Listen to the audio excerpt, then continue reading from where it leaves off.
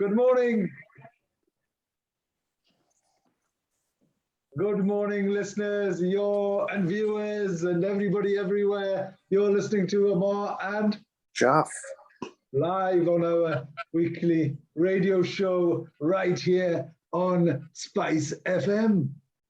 and each week we're going to bring some views, news, and one or two clues from the business world. Asian Business Connections aims to connect, support, and promote the Asian and wider communities. We'll be talking shop quite literally, and not just corner shops. Whether you're looking to start a business, have an existing business, or you just want to talk business, we can help. We can help. We can help. Oh my gosh, it's 10th of September. It's incredible, isn't it? How the year has just flown. Oh, even this week, every single week it gets to a Friday, and I go, oh my gosh, it's been one of those weeks. And I talk to other people and they go, oh, it's been one of those weeks. And I'm thinking, is that not what we say every week now? I think time is moving very, very fast, isn't it? It is incredible. It is incredible. But, and interestingly, I've had a very interesting week, Jalf. Up until sort of last week, everybody was still off. Children were off school and people were in and out of holidays and all of those type of things. And this week, everybody seems to have come back with a bang. It is crazy, absolutely crazy. And I'm just looking at my diary. So on Wednesday, I drove down to Tees Valley. On Wednesday morning, first thing, got up, drove down to Tees Valley and facilitated a day for one of the companies I'm working with. It's an incredible company. But there was like 20 people in a room, and it was like in a hotel, and it was boiling hot. In September. Yeah, I was slightly upset because last weekend the weather was rubbish, and then during the week kids have gone back to school, and during the week the sun's shining. It was like so hot, but it was a great day, as in from a productivity and outcome and output point of view. But it was hot, and because yesterday I was delivering another program, launching our scale program, I decided to stay over rather than driving back and forth. But got up yesterday, went to Darlington, I was staying in the Arm and delivered that workshop, and then had to go and get some pictures taken in Middlesbrough. So went to Middlesbrough, drove back, and then this morning I've been supporting the AHSN, so the Academic Health Science Network, who lead innovation out of the NHS, an amazing organisation.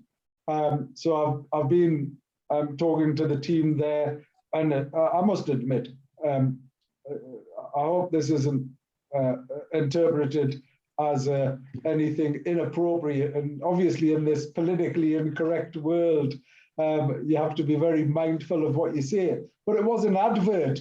Can you remember the Tefal adverts, Jalf? The Tefal, the guys with the big slaps.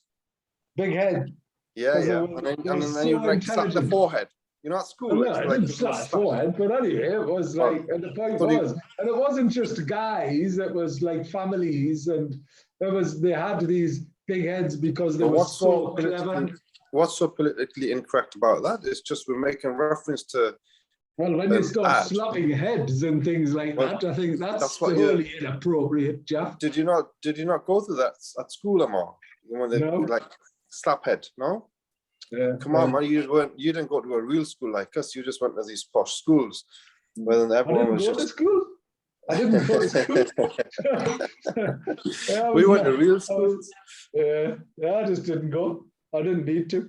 Um, and anyway, everybody in this organization, they're not just really nice people. They're also some of the most intelligent people I've met. Mhm.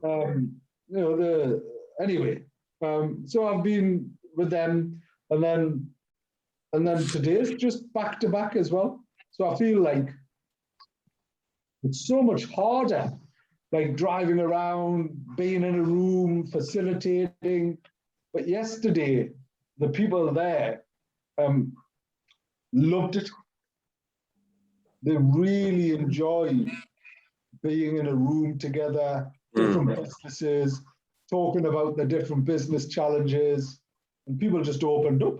It was great. What about you, Jeff? What's happening? Well, I took a couple of days off.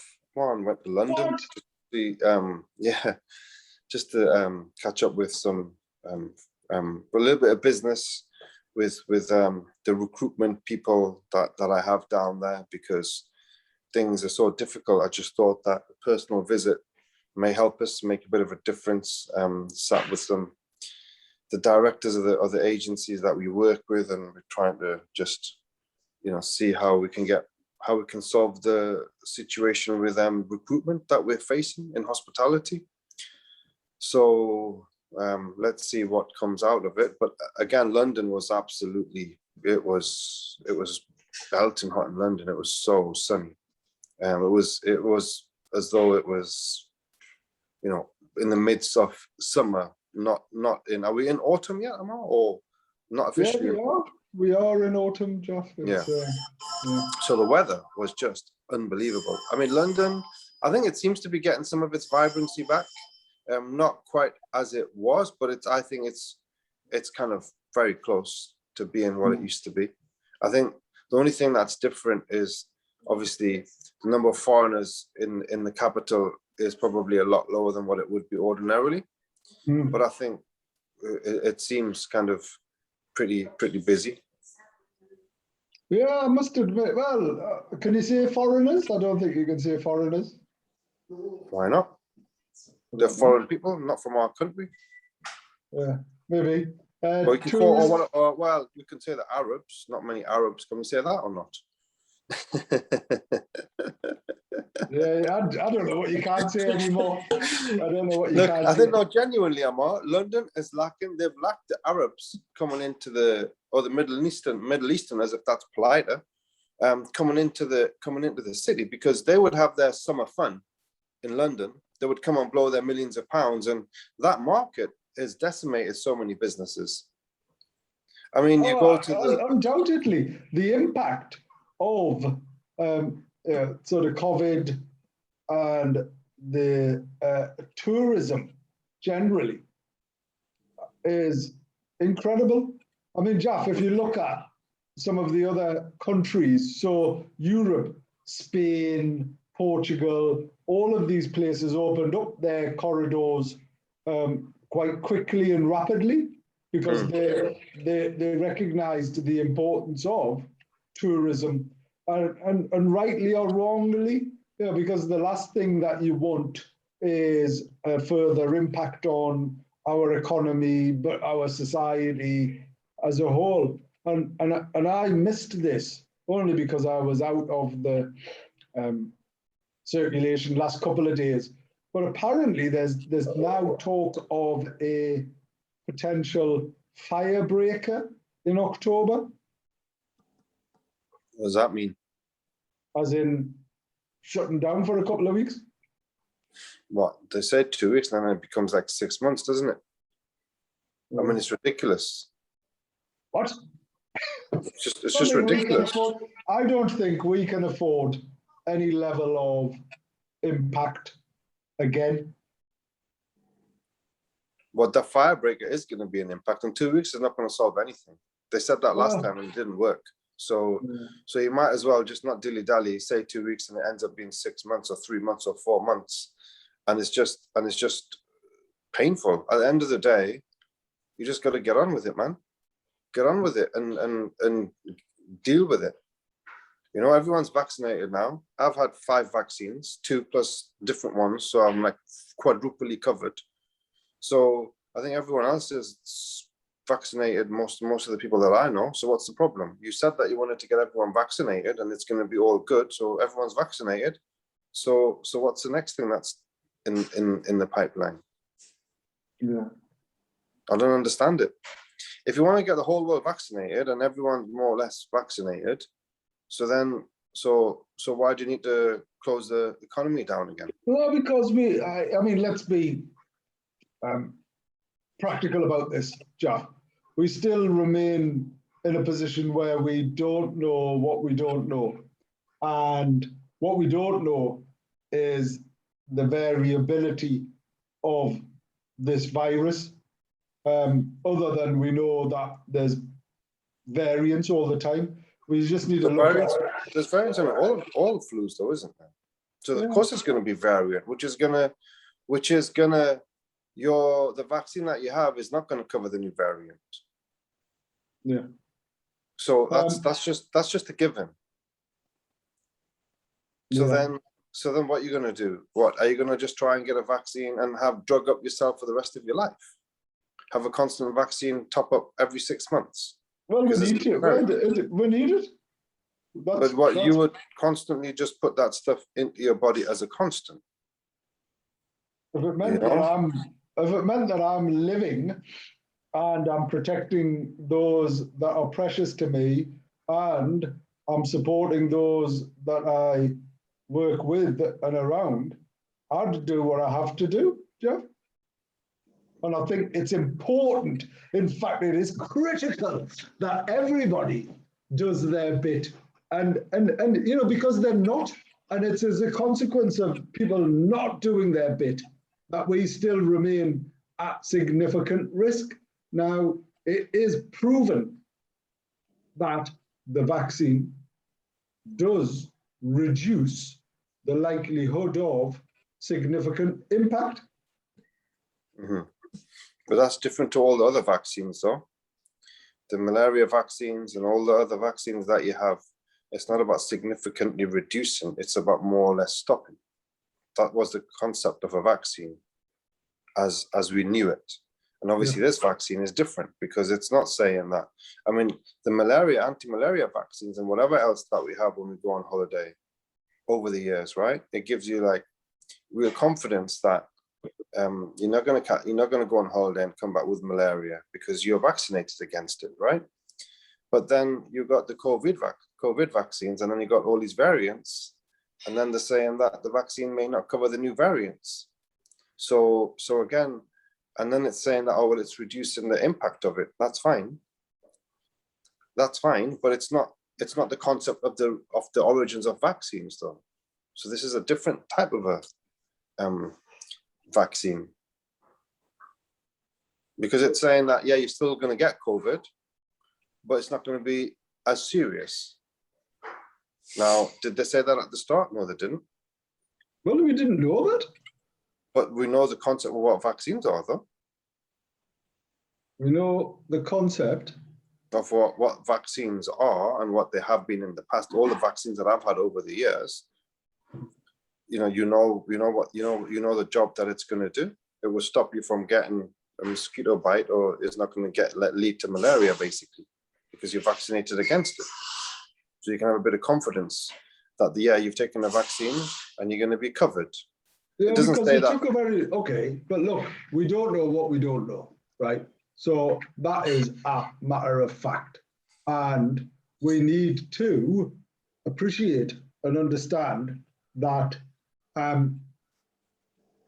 as we continue this fight, people had said at the outset that this is a forever thing. We're never going to overcome this. We need to live with it, as we have done with various other viruses. Now, look, do you know how many people die of the flu every single year, Jeff? Not really, not statistically. Yes. What is it more than Is it more than COVID or less than COVID? I mean, collectively over the period of time, more people have died through the flu than they have through COVID. Mhm. Well, I'll get the statistics because the amount of lives that were saved last year as a consequence of everyone being more cautious and protective, and admittedly some of that was lockdown. As a consequence of that, we saved a lot of people's lives, and I'm hopeful that the level of personal protection, personal hygiene, and consideration generally influences how we live, and the impact of that on people around us. You know, the hygiene levels has gone up quite significantly. I mean, it is important. The hygiene levels is so important, Ammar. Can you remember that? You know, you go to let's say you go to a football match, and then you go into the gents, and the number of people that go into the gents and they do their thing and leave without washing their hands. Oh, it's disgusting. Absolutely I was horrified by it. Abhorrent. It's horrifying. I mean, Jesus Christ. What about the thing that you pointed? Remember once you pointed out, and we don't want to mention the name of this operator, but our friend Mr. Khan, who owns the chain of fast food restaurants, McDonald's. and there was a story about them, about the what's it called, Ammar, on the screens when they did like a micro test on it. There was like fetus on the screens. So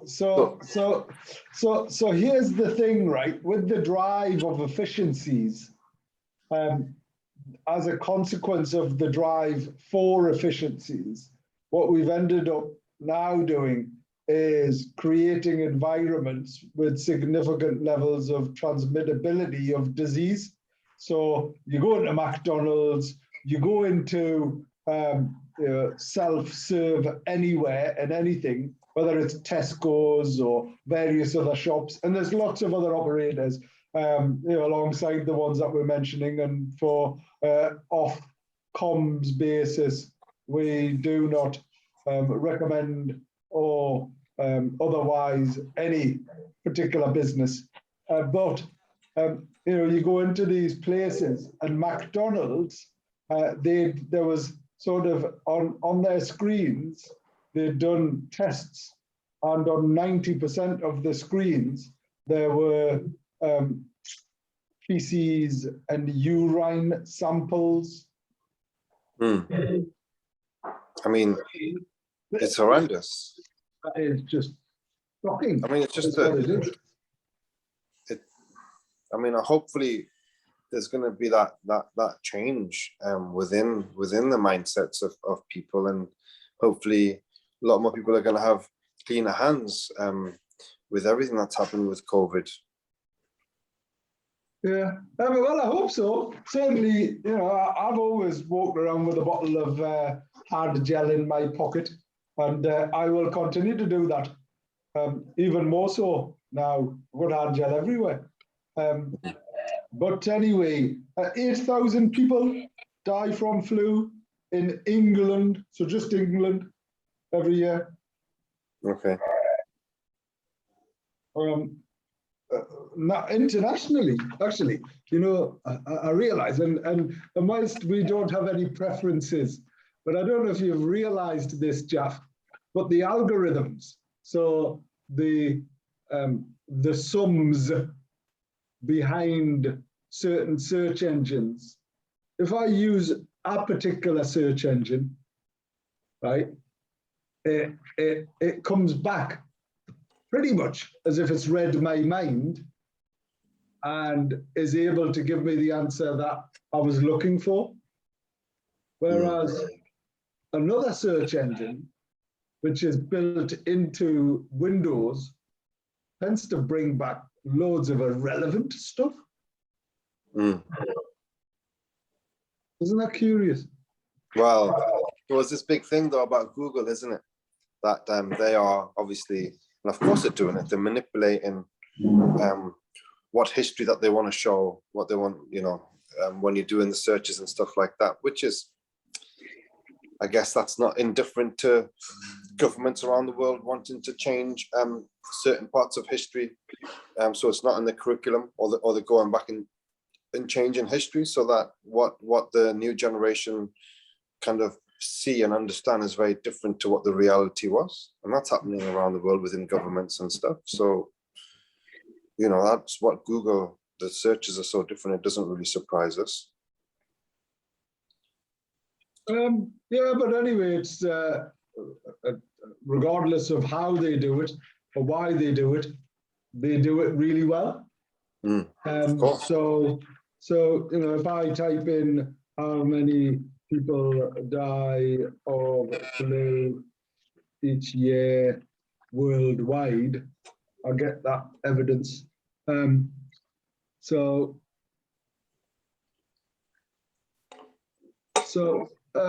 annual influenza epidemics result in about 3 to 5 million cases of severe illness and about 250,000 deaths. 250,000 deaths. Yeah. So we have to live with that, and we've been living with that for as long as I can remember. It's a big number, isn't it, Ammar? Yeah. But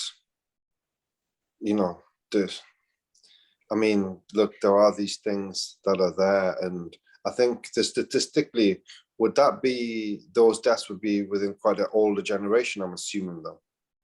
Primarily, I imagine that to be the case, but was that not the case with COVID as well? So now, understandably, you're always going to have older people who immune systems and recovery and all of that are far more impactful or impacted by disease. Certainly, I feel as if I'm getting old. Don't look old. Don't look as old. Well, I was going to say, I'm a lot older than you. Well, you're about 10 years older than us, but that's not that. I was going to say 20. But you use a different serum. Are you still are you using your elixir of life? No, well, I'm obviously I have to use Justin's products. So Right. So yeah, no, I think they're good. You have to look after yourself the best that you can.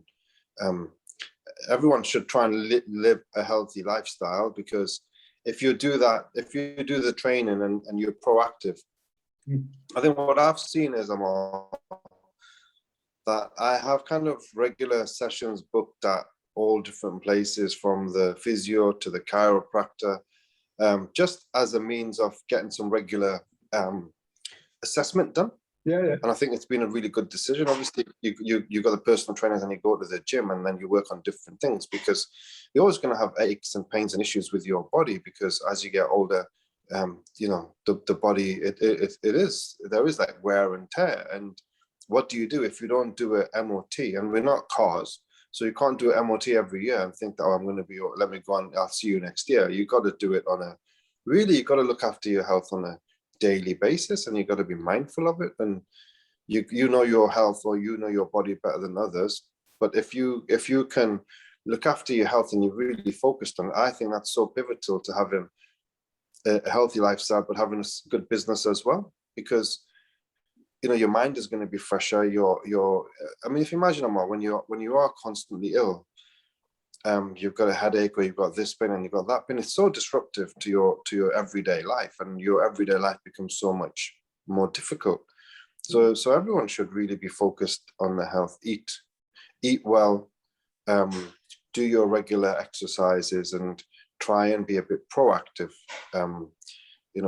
Instead of waiting for your backache to come, why don't you go and see a physio before it comes and get them to work on those joints and make sure that all your body is nice and flexible, so you're not suffering from the things, the strains of constantly looking at computers and this, that, and the other. It's going to have an impact on your shoulders and your neck. So why don't you just get it looked at every 3 weeks or something, instead of going after 6 months and it's become so severe that they can't actually fix you within a short period of time. And you're absolutely right. Sadly, as people, we always put off certain things, whether that's fixing that screw on that sort of loose drawer, until actually the whole drawer comes away and you have to replace a drawer, through to your health, and in particular your health. So I think it's wonderful that you have this approach to your health. I must admit, I'm certainly disappointed in myself in that starting to let myself go a little bit around the midriff. But I think that's more of an age thing as well. At least that's my excuse. But Eat too many curries, Ammar, that's what it is. Do you know what? That's exactly what the wife said yesterday as we were having a curry. And I was like, oh my gosh, someone's swapping my clothes. I'm sure I'm wearing our 8-year-old's. Can you stop putting his clothes in my drawers and in my cupboard? Because certainly these trousers fitted me. I thought it was last week, but anyway. So I still train every day. I still get up really early, but I think it's also reflective of how busy everybody is, Jeff. So you'll grab stuff, you'll eat rubbish.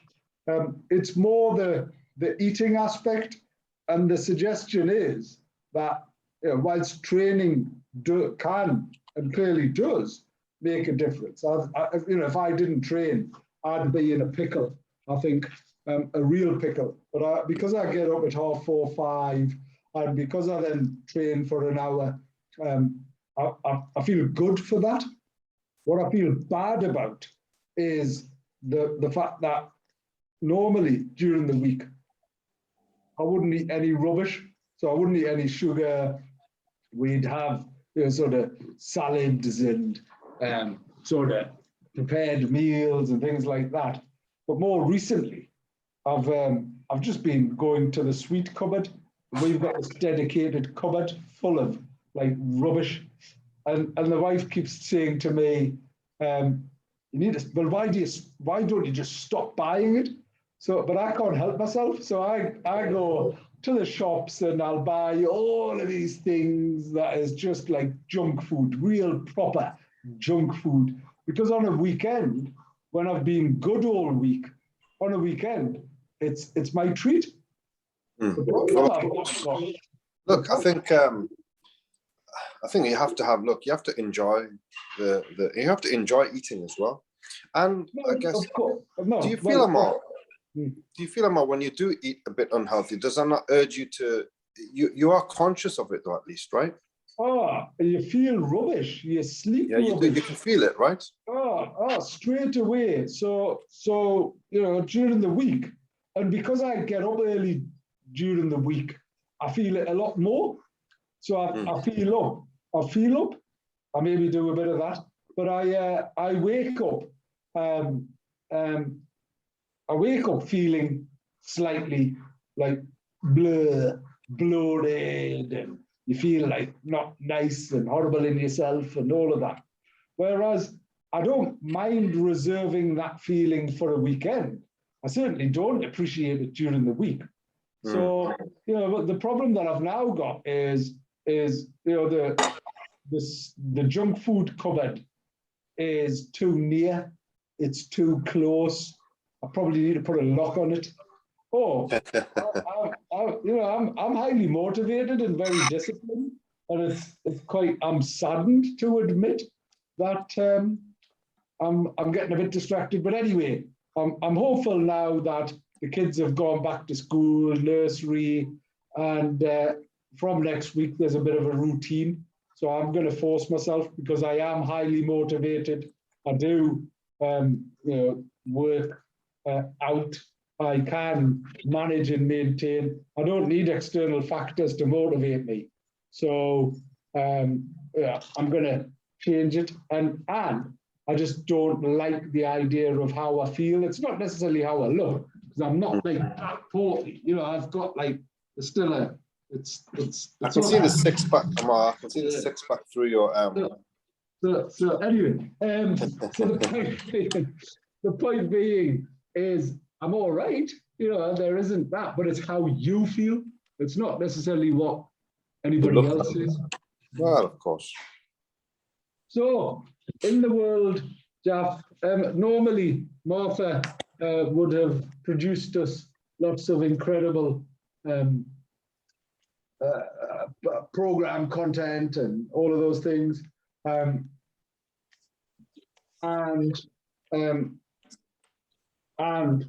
also a business topic of the week. But the business topic of the week that I'd like to talk about is a team canvas, Jalf. And I'll bring up a slide because I think it's quite a good tool to use. So when you bring people together, developing a one-page strategy or a plan is critical to how you work as a team. And this is a really nice, simple, straightforward and fun thing to do with the team. And you can do it quite quickly as well. So let me pull up this template and share it with all of our viewers. And apologies if, as listeners, you don't get the chance to necessarily see this, but let me close down some windows as well, because that's always an interesting thing. And let me share this and tell me what you think about this, Jalf. Is it something that you would or could apply to? Can you see that, Jalf? Yeah. So you can see this is called a team charter canvas. Okay. And when you're starting off, or when you're wanting to revisit how you come together and work together, this is a great exercise to do. Okay. And if I talk you through it, you identify what the goals are for the team. So what is the goal the team want to reach? When is the effort a success? So let's just use your business as an example. We want to provide our customers a consistently excellent experience, both from service and product. So that's what success looks like. And how do we know when we've reached it? Well, it's a continuous thing, but we're going to review it. Let's just say, for argument's sake, you review it every 90 days, Jalf. So you look at, what has the feedback been from customers? What type of measurements would you have in place? So repeat custom, for example, people sharing on social media, all of those things would help you identify whether that team goal has been achieved.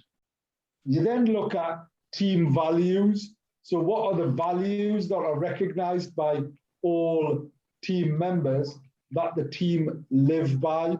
So everybody contributes to this. Everybody says, well, you know what? I want to be supportive. I want to be open. I want to be honest. I want us to be excellent. I want us to create the best product. Whatever those values are, you would capture them here. You then identify who the driver is. So who is behind the wheel? So you'd go, all right, Jalf's the driver. And who is the navigator? So who's going to show us how we're going to get there? How will the team choose a direction? How will the team take decisions? So everybody has a role to play. So you identify the different roles and you have it here.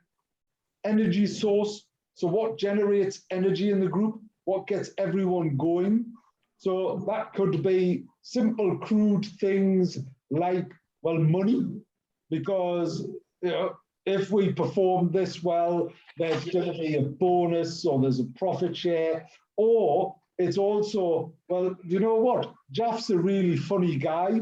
So he's going to tell us lots of jokes and he's going to encourage us along because he's such a funny guy. So, energy sources, you identify them. What type of things boosts morale and motivation? And then expectations, Jalf. What do team members expect from each other in order to be or become a successful team? So what do you expect from your chef? What does your chef expect from you? What is the waiter, waitresses, your customer service staff expect from everyone? And you capture all of that. And then what about obstacles? What would prevent the team to reach their goal? So what type of things would prevent you from reaching and providing a best or excelling at customer service and providing the best product? So what type of things there? And then team members, who's on the bus, Jalf? And what do they bring to the team? What are their roles? What are their values? What are their skills? What are their character traits? What do they believe in? And you capture all of those things. And then the trouble bit, what will you do when the poo hits the van? So what will you do if someone doesn't turn up, if someone isn't pulling their weight, if the supplier doesn't, you capture all of those things. And it's a great and fun activity, Jalf. But at the end of it, because everybody's contributed and you're using post-it notes to pull everybody together, you get everybody to sign it. So everybody adds their signature to it and you capture it and you have it as a really good tool and a reference point to refer back to. Excellent. I've just taken a screenshot so I can go through this later on with the team. Get off. It's mine. Taking it, but I'm going to just pretend that it was, it was a bit of my ingenious work when it wasn't. No, that's fine. I'm always happy for you to do that. As equally as I've come up with so many of your dishes. But tell them to stop making so much noise. And but it's just a great little tool, and it's a. I think it's amazing. I think it's amazing. I think the way that little pictures captured everything that's so important is just tremendous. I think anyone that's in business and they don't understand the importance of the team and the importance of the leadership, the navigation, the buying into the whole ethos. Are we on this bus? Where are we going towards? And I say, we asked a restaurant manager a question. So, what is your management style? And he thought that, let me give him an answer that's going to be really posh. And I said, I'm an Ario. I don't even know what it is. I'm an aristocratic or something on those lines. And that's my management style. And I said to him, look, I'm sorry, mate, I don't really know what that means. And he said, well, what's your management style? And I said, well, my management style is I want to be firm, but I want to be fair, and I want it to be fun. So the point is, people on the bus, you can't, if there's no fun in work, why would you want to be at work for? No, that's a lovely trait. Fair, fun. Firm, fair. I'm going to be firm, but it's going to be fair, and it's going to be fun. Yeah. So. I mean, it's quite simple. So the bus thing, it just makes me connect to so many of the points that we are daily going to, and it's great that you've got the whole on the road, because what if you do get stuck? Because that's where the fun begins. That's where you know and it's knowing that people have got your back, Jalf, and everybody else has got their back. Now, one of the key points of this, Jalf, is that you shouldn't be influencing the conversation, right? So that's really important exercise. So if you're going to do it, listen, I'll come down and just do it. It'll take us an hour or whatever it is. So we'll do it, and we'll do it in each of the restaurants. And then what we do is we get everybody. The one of the key and critical parts of this is that you get everybody to sign it. So everybody say, because they agree to it, they've contributed to it, and that act of signing something is such a powerful act. It almost, in that way, everybody can hold everybody to account. Because if someone said, right, well, Jalf's the driver, as opposed to Kiriji or whoever it is, well, you put your hand up and said that you were driving, and these are the traits, and these are the values, and this is what we've agreed to, and this is what happens if there's a problem, and this is our goal, and this is what it looks like once we've achieved it. So it's a great little exercise, and it doesn't need to be, it doesn't need to take a lot of time. But anyway, that was. It's all simple. It's simplicity. If you try and explain this to 20 people, they would get it so easily, because it's just so simply explained. When you try to get too overcomplicated, Ammar, I don't think, it's very hard to communicate, and it's very hard for people to get that instilled into themselves and understand where you're trying to get to. So the way that you've done that picture is just amazing. Yeah. So Martha, who's a part of my team, a critical part of the team, Martha is able to replicate that on a big flip chart, so you can put your post-it notes on, and you use post-it notes and things like that. So if you want Martha to draw, well, you can send it to me if you don't. If you want to send it to me for a few weeks, I'm sure she can come and fix this. Oh, Martha's incredible. Listen, everybody wants Martha, but no one can have her. Anyway, the point is that we can create the flip charts, we can do that exercise, and you get a lot of value out of it. I mean, there's another exercise that I then follow up with, which we've got a few that I think, but they're simple, they're quick, they're fun, they're really engaging, and they add so much value. I mean, I've got lots of technical exercises.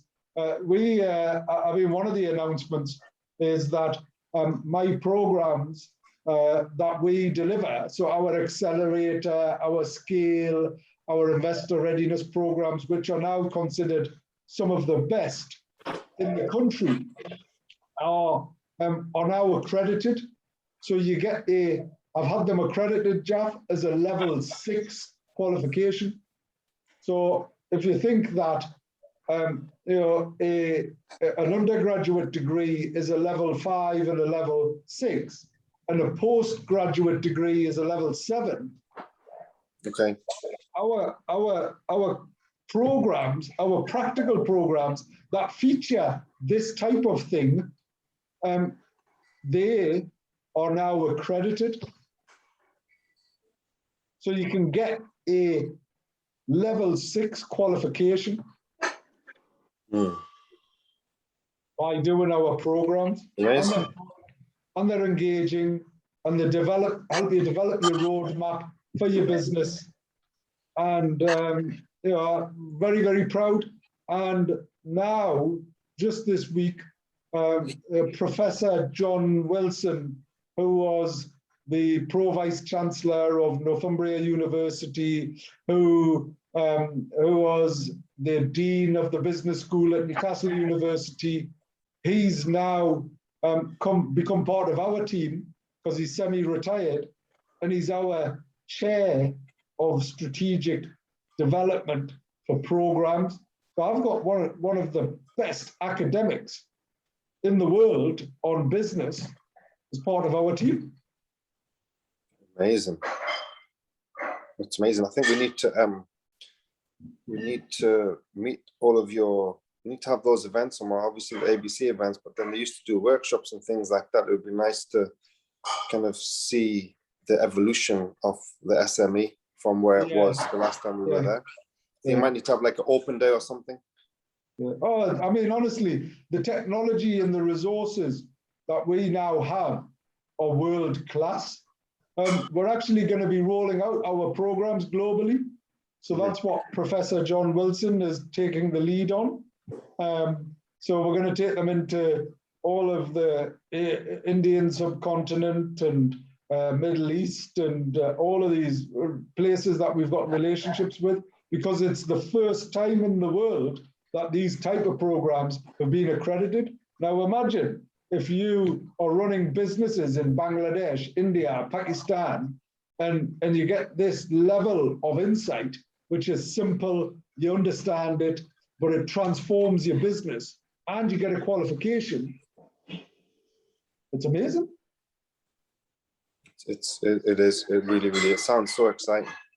It's no, I'm excited by it, and actually I've spent a lot of time, effort and energy in developing this. You know, this is like sort of 20 years of IP that's come to the fore, and it's now going to go live. And one of the organizations that I mentioned earlier on, and I don't know whether the wonderful Jodie, who is the most cleverest person out there, undoubtedly, is still tuned in or not. But you know, the Academic Health Science Network, they are such an incredible organization. They're responsible for innovation, Jalf, in and out of the NHS. So if you think of how much innovation happens there, so it's a real pleasure, and it's getting me out of my comfort zone as well, working with those type of world-class leading organizations. But it's wonderful because we're able to take this practical experience and practical expertise and apply it in such technical environments, but add real value. And you know, it's really, really exciting because it also helps us position the Northeast on a global stage as being exceptional at health and life science innovation. So nowhere else is doing this level of coordination, collaboration. So innovation, investment, and business support, aligning those three things to help accelerate more impact for the society. So, you know, if you think the NHS is constantly looking at how to improve its services, and that happens through the Academic Health Science Network. Excellent. Amazing. It's really exciting. It's really exciting. And at the other end, you know, our programs, we know work because we're working with startup organizations. So people who want to start a business, they're interested in, you know, getting the right support at the right time. And we've demonstrated that time and time again. And equally have applied all of our methodologies and principles in that live environment. So I can hand on heart say that everyone who comes through all of our programs has had the best experience that's tailored to them, to their needs. So, you know, that's incredible, and, you know, really looking forward to growing that globally, which is what we're now looking to do. How's business, Jalf? Are you? What's your biggest struggle? I've been just ridiculously busy, incredibly busy. So crazy, Ammar, so crazy. Like I said, the recruitment is the constant. We're recruiting every single day, every single week. That's like an ongoing thing now, constantly. So yeah, it's been very, very, very, very busy.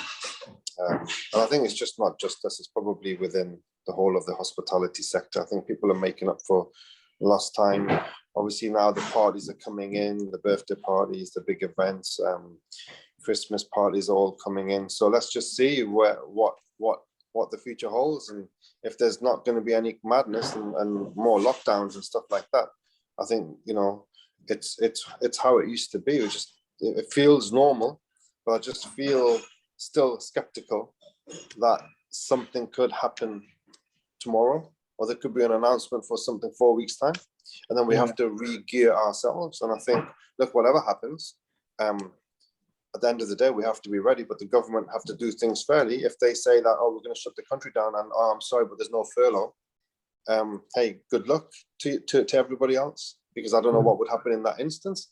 Because now if they're looking to claw back the money and they're putting the NI up and they're hitting the universal credit people for A, B, C, and D, I mean, I don't understand, after just finding like probably what, £1 trillion to pay for COVID, and what, you're not going to get the £1 trillion back by hitting some of the guys on the universal credit and taking £500 from their yearly allowances and stuff.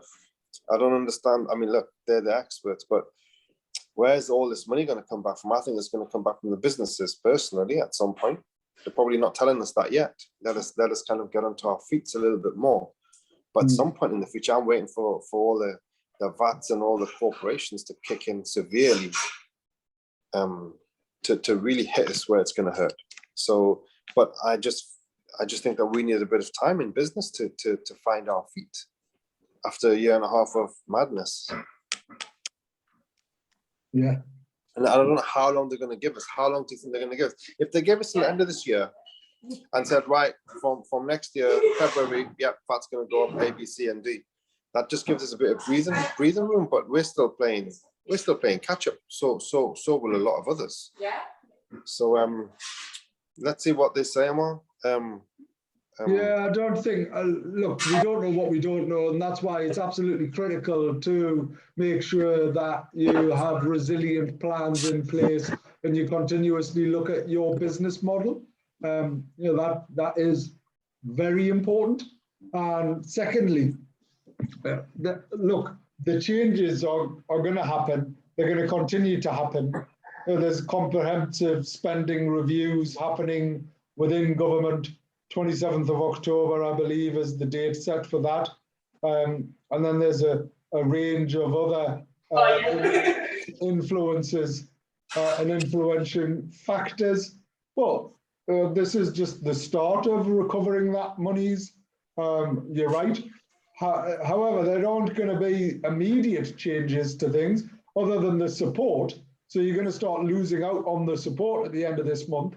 But that doesn't necessarily mean that you're immediately going to have to start paying more taxes straight away.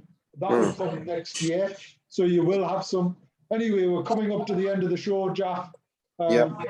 Been listening to Ammar and Jalf live on our weekly show right here on Spice FM. We'll be back next week with lots of views, news, and 1 or 2 clues, and an extra special guest. I believe the ABC dinner on the 14th of October is nearly sold out.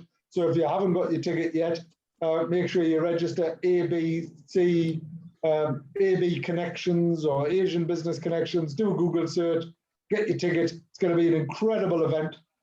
Some amazing nominations and finalists and entertainment and food. Have you heard of Mango, Jalf? Mango? Yeah. No. All right, okay. It's a fruit. Anyway. Excellent. Take care.